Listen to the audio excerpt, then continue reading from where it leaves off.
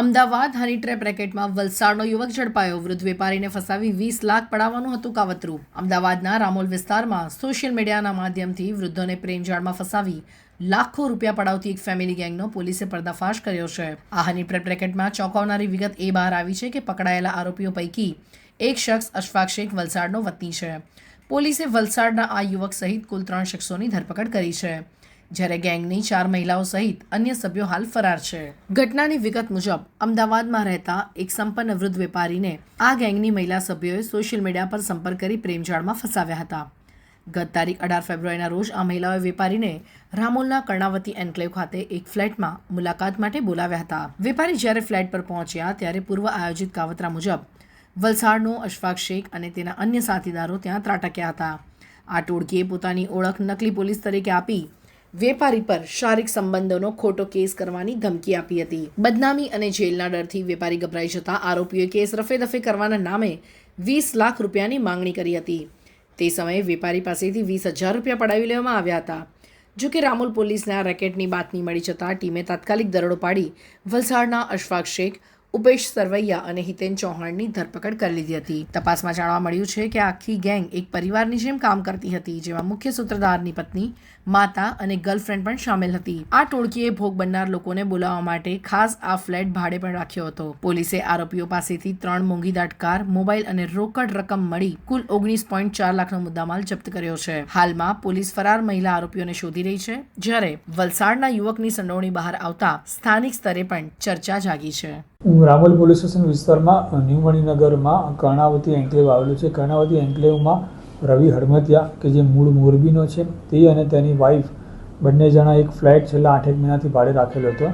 અને આ ફ્લેટ ઉપર તે લોકો તેમજ તેમની ગેંગમાં જે સાગરીત હતા ઉપેન ઉર્ફે કાનો સરવૈયા, હિતેન ઉર્ફે બાબુ ચૌહાણ, અરફાક શેખ તેમજ જે અરફાક શેખ છે એની ગર્લફ્રેન્ડ, તેમજ જે હિતેન ઉર્ફે બાબુ ચૌહાણ છે તેની માતા અને જે મુખ્ય આરોપી છે રવિ હડમતિયા, પોતાની વાઈફ, આ લોકો અવારનવાર સોશિયલ મીડિયાના માધ્યમથી તેમજ ફોન કોલ કરીને કેટલાક જે મોટી ઉંમરના લોકો હોય એ લોકોને આજે પોતાની જે ત્યાં સ્ત્રી હતા એ લોકો જોડે મિત્રતા કેળવવા અને સંબંધ બાંધવા માટે થઈને એ લોકોને વલસાડ પાસે અહીંયા બોલાવતા હતા.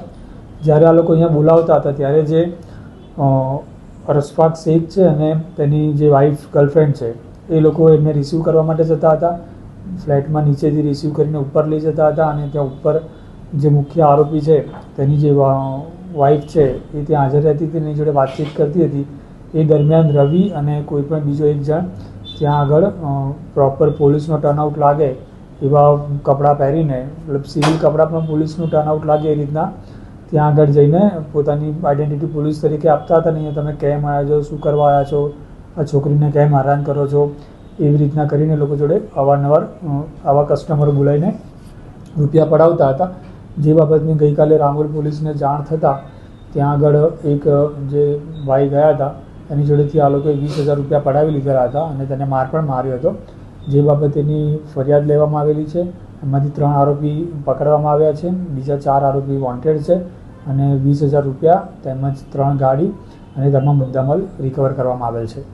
લોકો સુધી કઈ રીતે પહોંચતા હતા?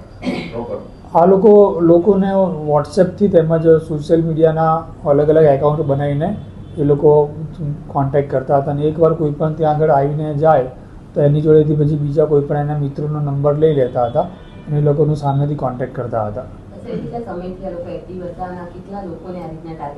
આ લોકોએ અહીંયા રામોલમાં છેલ્લા 8 મહિનાથી ફ્લેટ ભાડે રાખેલો હતો. એ સિવાય જે અત્યારે 3 આરોપી પકડાયેલા છે એમાંથી એક જણની વિરુદ્ધમાં વિવેકાનંદનગર પોલીસ સ્ટેશનમાં પણ હની ટ્રેપનો ગુનો દાખલ થયેલો છે.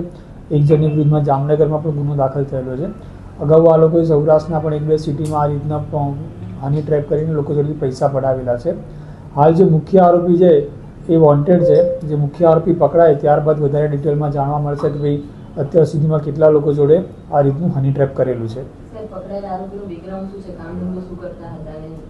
જે પકડાયેલા આરોપી છે બધા અલગ અલગ સિટીના છે. એક વલસાડનો છે, એક સુરતનો છે, એક સાવરકુંડલાનો છે, એક ભાવનગરના છે. એ લોકો આ કામ અર્થે જ વાયા એકબીજાના કોન્ટેક્ટમાં આવેલ હતા અને એ લોકો એક યા અલગ અલગ સિટીમાં આ જ રીતના એકબીજાના વાયા કોન્ટેક્ટ કરાવડાવીને લોકોને હની ટ્રેપમાં ફસાવવાનું જ કામ કરે છે. વાયવા કોન્ટેક્ટ એટલે કેવી રીતના મિત્રો હતા, આપણી કોલેજ ફ્રેન્ડ હતા, કેવી રીતના એ લોકો એકબીજાને સાથે એ લોકો અગાઉ જ્યારે આ લોકો રાજકોટમાં એક જગ્યાએ હની ટ્રેપ કરેલું હતું ત્યાં આગળ કોન્ટેક્ટમાં આવેલા હતા. ત્યારબાદ એ લોકો સુરતમાં કરેલું હતું.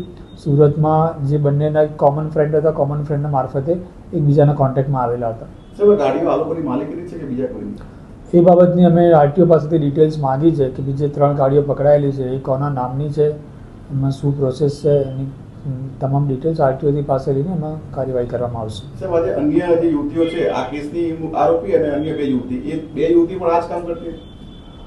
જે હાલમાં અમે 3 આરોપી પકડ્યા છે એ સિવાય તપાસમાં 3 યુવતીના નામ ખોલેલા છે. એ યુવતીઓ પણ આ જ કામ કરતી હતી.